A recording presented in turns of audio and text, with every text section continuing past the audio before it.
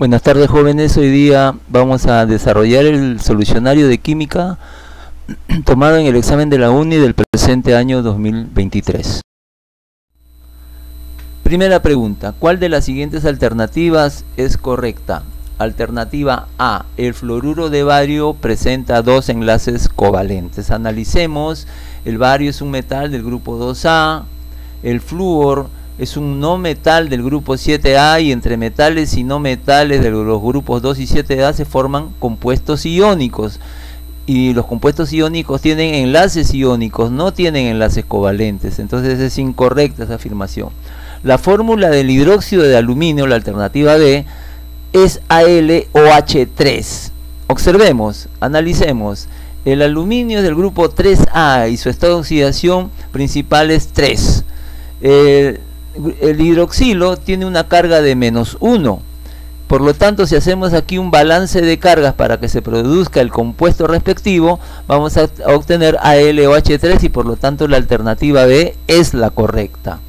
La alternativa C nos dice: un óxido básico se forma por la unión entre un no metal y el oxígeno, y el óxido básico se forma por la unión entre un metal y el oxígeno. Es incorrecta. Alternativa D: el CO2 presenta 4 enlaces iónicos.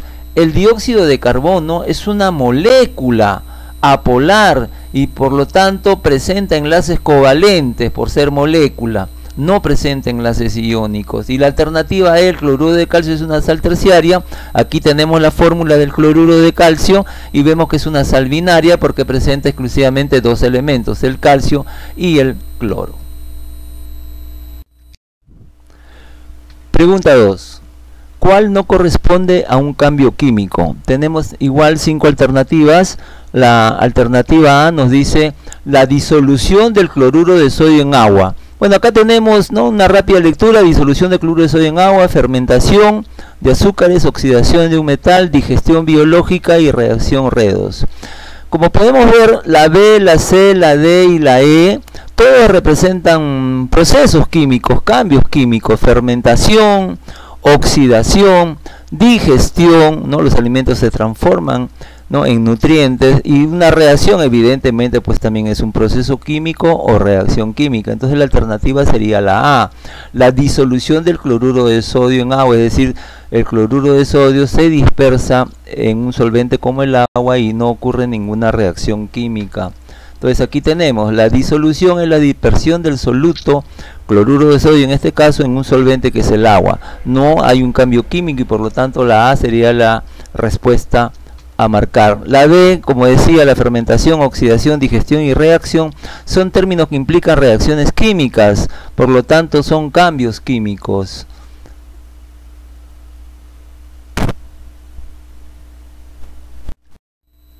Tercera pregunta: determine el conjugado de Bronsted-Lowry de las siguientes bases y preséntelos en el orden respectivos.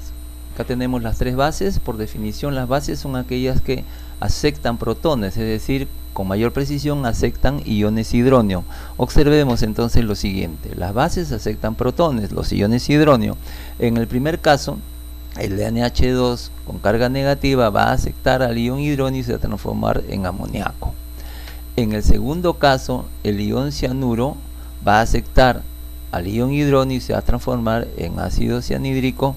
Y en el tercer caso, el amoníaco, ¿no?, va a aceptar al ion hidróneo y se va a transformar en ion amonio. Estas serían las bases y estos son los conjugados, los ácidos conjugados respectivos. Por lo tanto, si observamos las alternativas, la respuesta sería la alternativa A. Pregunta 4. ¿Cuál de las siguientes alternativas es correcta? El radio aniónico siempre es menor que el radio del átomo original. Analicemos. El radio aniónico es mayor que el radio del átomo original. Por lo tanto, esta afirmación es incorrecta. Ahora analicemos la alternativa B. Todas las afinidades electrónicas son exotérmicas y llevan signo negativo. Los no metales tienen afinidades electrónicas negativas, como dicen acá, ¿no?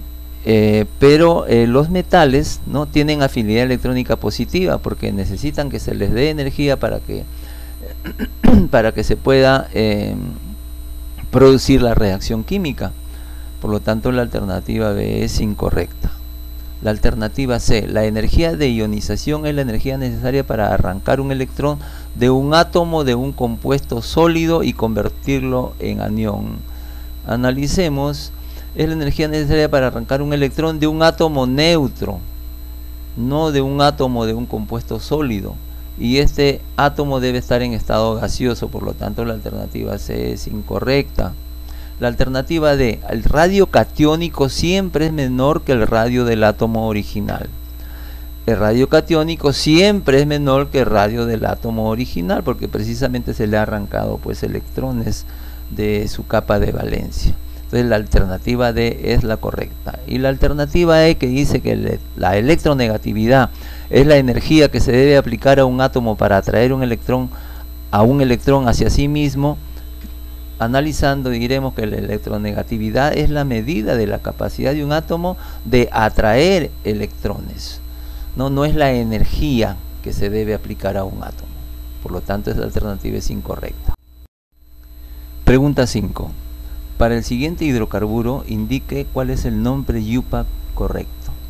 Bueno, entonces para esto debemos tomar en cuenta, en primer lugar, determinar la cadena principal, que debe ser aquella que es la más larga, ¿no? Entonces acá, por ejemplo, si de todas maneras tiene que contener en este caso el enlace doble, entonces por acá tiene que ser el conteo 1, 2, 3, 4, 5, 6, podría ser una alternativa.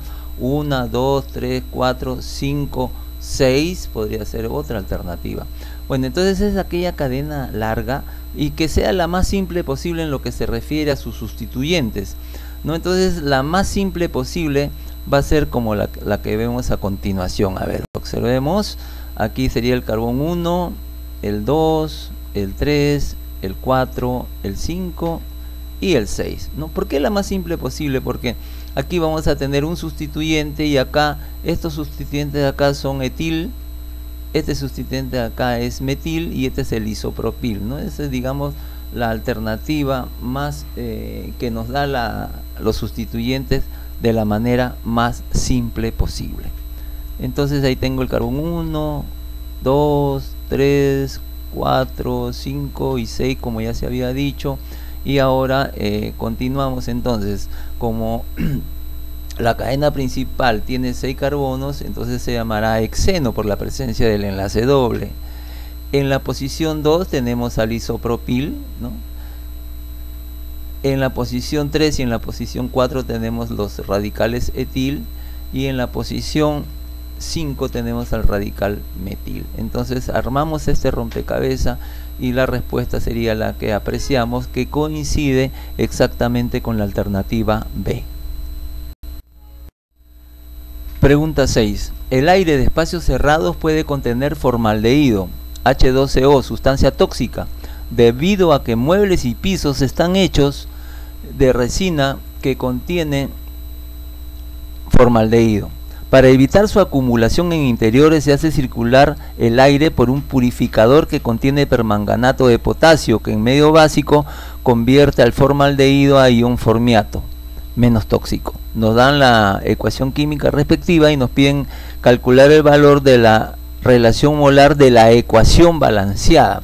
O sea, nos están pidiendo, entre comillas, que balanceemos la ecuación, y al decir que está en medio básico nos conducen a pensar en el método del ion electrón, pero estamos en un examen y como me piden el valor de la relación molar entre el formaldehído y el permanganato, es decir, entre las sustancias reactantes, yo me animaría pues a resolverlo simplemente aplicando el método Redox, ya que me están pidiendo el número de moles, es decir, los coeficientes del formaldehído y del permanganato. Entonces voy a hacer lo siguiente, voy a determinar en primer lugar los estados de oxidación que cambian su valor. Por ejemplo, si analizo acá, hidrógeno 1, 2 por 1, 2, oxígeno menos 2 más 2, 0, por lo tanto el estado de oxidación del carbono sería 0, ¿no? Aquí el potasio es 1, el oxígeno menos 2, 4 por menos 2, menos 8, más 1, menos 7, por lo tanto el estado de oxidación del manganeso sería 7. aquí tengo oxígeno menos 2, menos 4, y el hidrógeno es 1, menos 4 más 1, menos 3. Para que la carga neta sea menos 1, entonces el carbono en este caso debe ser 2, porque menos 3 más 2 me da menos 1, que es la carga neta del anión, en este caso. Y aquí determino el estado de oxidación del manganeso. Si el oxígeno es menos 2, 2 por menos 2, menos 4, por lo tanto el manganeso debe tener estado de oxidación 4.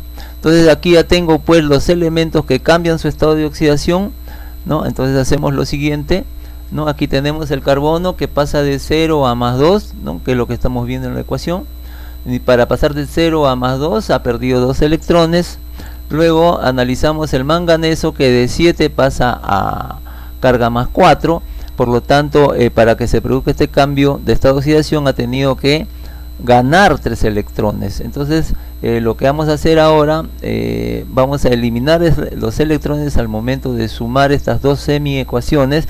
Y para eliminar estos electrones hacemos lo siguiente: a la primera semiecuación la multiplico por 3, a la segunda semiecuación la multiplico por 2, y si yo sumo estas semiecuaciones, el número de electrones se va a ir.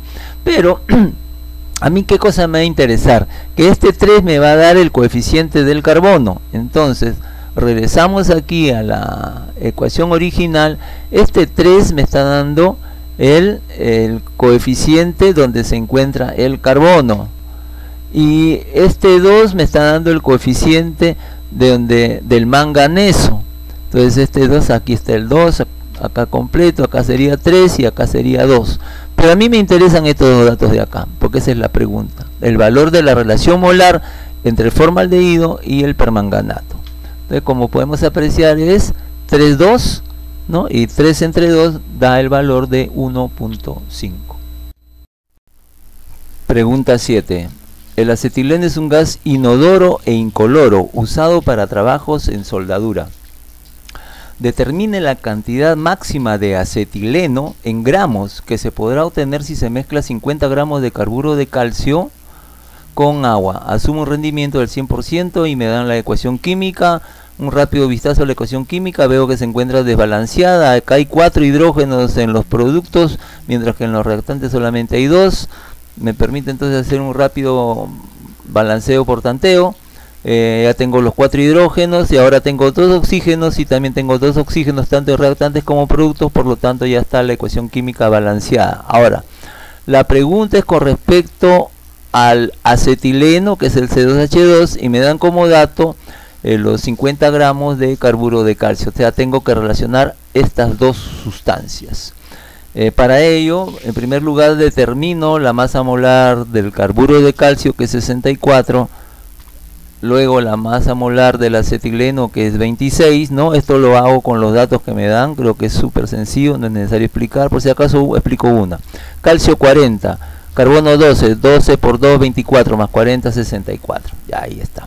Bueno, entonces la ecuación química me dice que la relación entre el carburo de calcio y el acetileno es de 1 a 1, o sea que esto me va a permitir la solución rápida y fácil del problema. ¿Qué es lo que hago? Me dan como datos 50 gramos de carburo de calcio, y esto lo voy a multiplicar por un factor de conversión, que es lo mismo que una regla de 3 simple, ¿no? Donde yo sé que 64 gramos de carburo de calcio me producen 26 gramos de acetileno. Efectúo esta operación y me va a salir 20,3.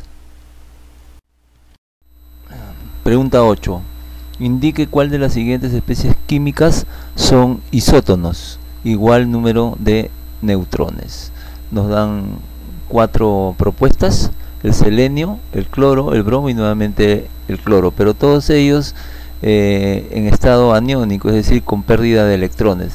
Para determinar el número de neutrones no nos interesa la carga del ion, simplemente nos va a interesar el número de masa, que sería el número de arriba, y el número de abajo, que sería el número atómico. La resta de ambos me va a dar el número de neutrones. Por lo tanto, en la primera alternativa o primera propuesta resto 78 menos 34, en la segunda resto 35 menos 17, como ustedes pueden ver, en la tercera resto 79 menos 35, y en la cuarta 37 menos 17.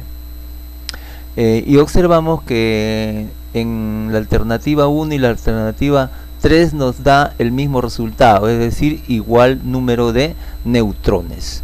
Por lo tanto, el 1 y la 3 vendrían a ser las especies químicas isótonas. Pregunta 9. Determine el número de carbonos secundarios que existen en la molécula de 3,3-dietil, 5-isopropil, 4-metil-nonano. Para resolver esta pregunta, lógicamente hay que graficar esta cadena carbonada que nos están pidiendo. Aquí hacemos lo siguiente. Bueno, aquí hemos graficado ya, ¿no? Tenemos la libertad de graficarlo como nosotros queremos. Nos hablan de una cadena de 9 carbones, nonano, 1, 2, 3, ¿no? A ver, 1, 2, 3, 4, 5, 6, 7, 8 y 9. Ahí está la cadena de 9 carbones. Luego en la posición 3, dietil. Aquí en la posición 3, un radical etil y otro radical etil. En la posición 5 el isopropil, en la posición 5 acá está el radical isopropil, y en la posición 4 el metil. Aquí está representado el radical metil. Nonano se refiere a la cadena de 9 carbones. Luego nos piden determinar el número de carbonos secundarios. A ver, aquí cuáles serían los carbonos secundarios. Por ejemplo, aquí hay uno, ¿no es cierto? Aquí vemos uno, ¿no? Que está ligado pues a 2 carbonos. Ese es el concepto de carbón secundario. ¿Dónde hay otro carbón? Acá está otro carbón secundario que está ligado a dos átomos de carbono. Aquí está otro carbón secundario. A ver qué otro carbón secundario tenemos. A ver, ¿dónde está? Ubiquemos. Aquí está el otro carbón secundario. Aquí está el otro y aquí está el otro. ¿Ves? Carbones que están unidos a 2 átomos de carbono. 1, 2, 3, 4, 5, 6. Hay 6 carbonos secundarios. La respuesta sería entonces la E. Pregunta 10. En un recipiente de 4 litros a 700 grados centígrados se coloca una mol de agua y una mol de monóxido de carbono. El 48% de agua reacciona con el monóxido y se produce la siguiente reacción. Aquí la vemos y nos piden calcular la constante de equilibrio. Bueno, aquí tenemos la ecuación química, ¿no? Reversible. Aquí tenemos el agua, el monóxido, el hidrógeno y el dióxido de carbono. Ahora, inicialmente, ¿qué tenemos? Tenemos una mol de agua, una mol de monóxido, 0 moles de hidrógeno y 0 moles de dióxido, ¿no? Porque no nos dicen nada acerca de ellos. Ahora, nos dicen que el 48% de agua reacciona con el monóxido. Es decir, ¿cuánto es el 48% de 1? 0,48. Entonces, si 1 reacciona con 1, 0,48 reaccionará con 0,48 moles de monóxido de carbono. Y si 1 produce 1, entonces 0,48 moles de agua va a producir 0,48 moles de hidrógeno. Por la misma razón, 1 produce 1, 0,48 moles de agua va a producir 0,48 moles de dióxido de carbono. Estas son moles producidas, es decir, son moles que van a aparecer a consecuencia de la transformación de estas moles, entre comillas, de la desaparición, para que se pueda producir el hidrógeno y el dióxido. Por lo tanto, ¿qué me va a quedar en el equilibrio? Si esto se ha transformado, lo que me queda es 1 menos 0,48 es 0,52. 1 menos 0,48 es 0,52. Ahora, tenía 0, aparecieron 0,48, entonces tengo 0,48 en equilibrio, y aquí por la misma razón tengo 0,48 moles en equilibrio del dióxido de carbono. Luego, por lo tanto, de ahí lo único que me falta aplicar es el concepto de la constante de equilibrio, que sería la concentración molar de los productos entre la concentración molar de los reactantes. Entonces acá tenemos, ¿cuál sería la concentración molar del hidrógeno? Por ejemplo, sería 0,48 sobre 4. Del dióxido sería 0,48 sobre 4. Del agua sería 0,52 sobre 4. Y del monóxido sería 0,52 sobre 4. Ese 4 se elimina, por eso que ni siquiera lo he puesto. Y el valor de la constante de equilibrio sería 0,85, la alternativa E. Pregunta 11. Determine el volumen en litros de un globo que contiene inicialmente 2 litros de aire, medidos a 27 grados centígrados y a la presión barométrica de 1 atmósfera. Cuando es llevado a lo alto de una montaña donde la temperatura es 7 grados centígrados y la presión barométrica es la mitad de la presión inicial, calcule el volumen del globo en litros. Entonces, después de haber leído el enunciado, se llega a la conclusión pues de que estamos hablando de un problema de estado gaseoso, en la cual vamos a aplicar la ley general de los gases. Aquí tenemos la ley general de los gases. De acuerdo al enunciado vamos a reemplazar sus valores. Inicialmente tenemos un globo con un volumen de 2 litros. La presión es de barométrica, ¿no?, que es la que mide la presión atmosférica, sería 1. Y la temperatura sería 27 más 273, porque debe estar expresado en grados Kelvin. Estos 27 grados centígrados debemos llevarlo a grados Kelvin. Igual entonces, la presión barométrica en este caso es ahora la mitad de la presión inicial, o sea, la mitad de 1 sería 0,5.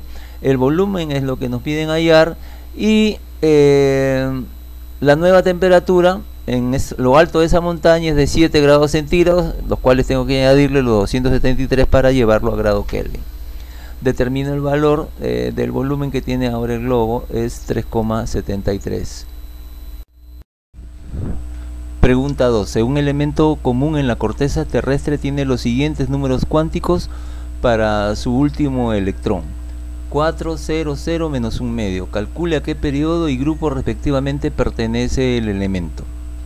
A ver, entonces aquí tenemos el número cuántico principal, tiene un valor de 4.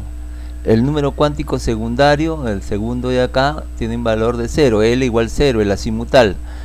El tercer número cuántico es también 0, o sea, el número cuántico magnético. Y el último número cuántico, el spin, tiene un valor de menos 1 medio. Ante estos valores dados, yo tengo dos alternativas con respecto a este último electrón.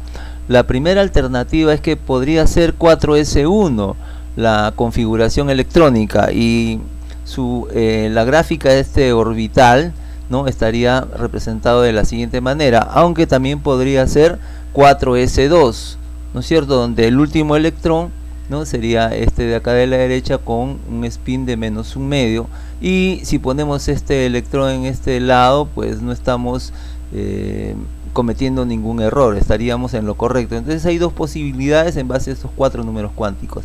Si observamos la respuesta, ¿no?, vemos en primer lugar de que este último electrón está ubicado en el periodo 4, ¿no? Hay 4 niveles ocupados y por lo tanto el elemento se encuentra en el periodo 4.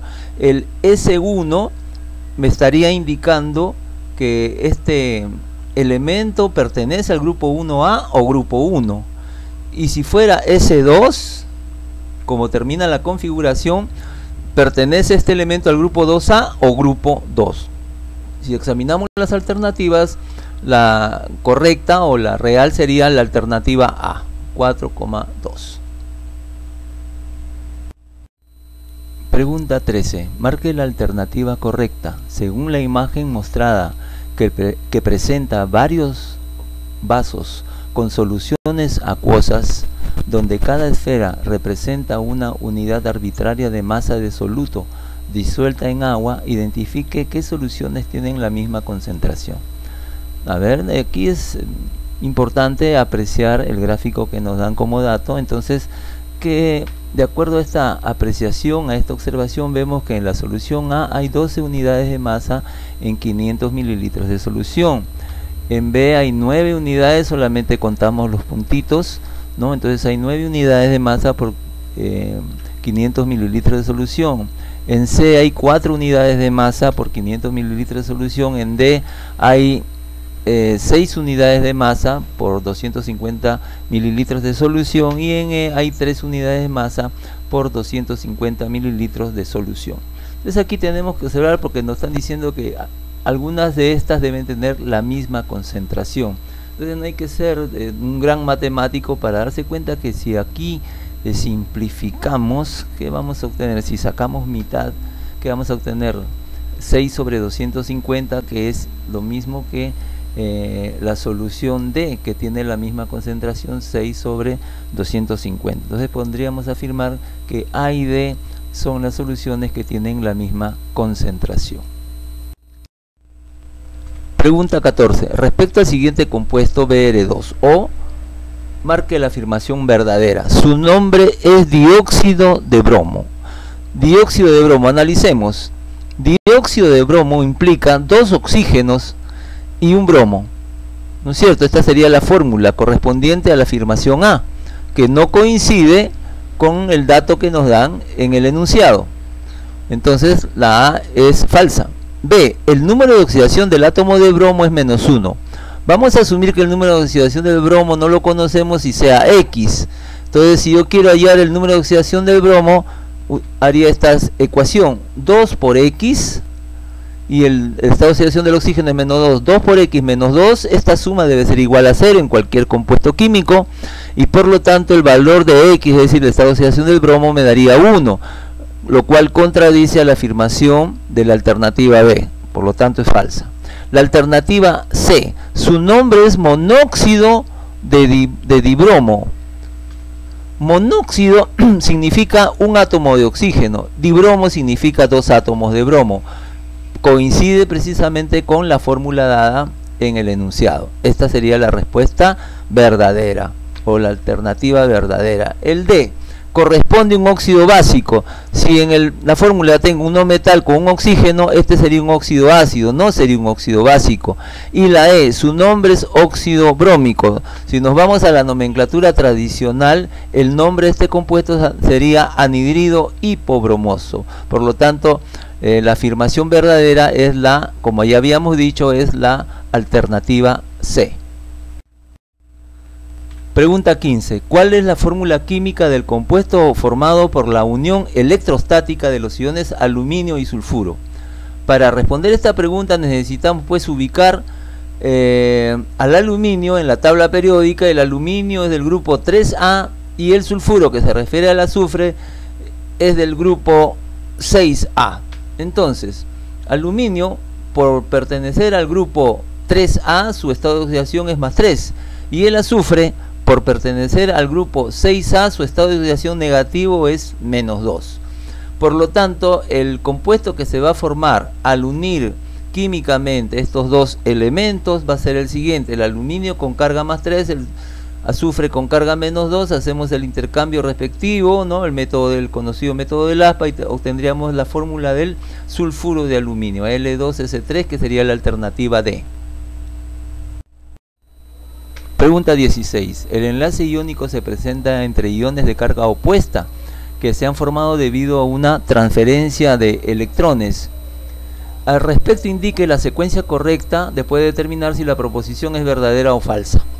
Primera afirmación: se forma entre un metal de alta energía de ionización y un no metal de baja afinidad electrónica. Evidentemente es falsa. ¿Por qué? Porque el metal es de baja energía de ionización y no alta, y el no metal es de alta afinidad electrónica y no baja, como es lo que dicen en la afirmación 1. Por lo tanto, la primera sería falsa. La segunda: por lo general se forma entre un metal del grupo 1 y 2 con un no metal del grupo 16 y 17 de la tabla periódica. Esa afirmación sí es correcta, ¿no? Coincide exactamente con la teoría, ¿no? Los enlaces iónicos se presentan entre los metales, principalmente del grupo 1 y 2, con los no metales de los grupos 16 y 17 de la tabla periódica. Eso es indiscutible. La tercera afirmación: la transferencia de electrones se produce desde el no metal hacia el metal. Eso es falso. ¿Por qué? Porque la transferencia de electrones se realiza del metal hacia el no metal. Por lo tanto, las respuestas a las alternativas serían falsa, verdadera, falsa. Pregunta 17. Se tiene una solución de cloruro de sodio en agua al 11,7% en masa.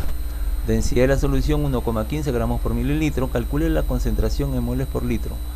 La masa molar del sodio 23 y el cloro 35,5, ¿no? Entonces, este es prácticamente un problema de aplicación directa, porque hay una formulita que me relaciona todo lo que me están dando como dato en el enunciado y como pregunta también. Entonces tenemos que la molaridad de una solución es igual a 10 multiplicado por su densidad, por su porcentaje en masa y sobre su masa molar.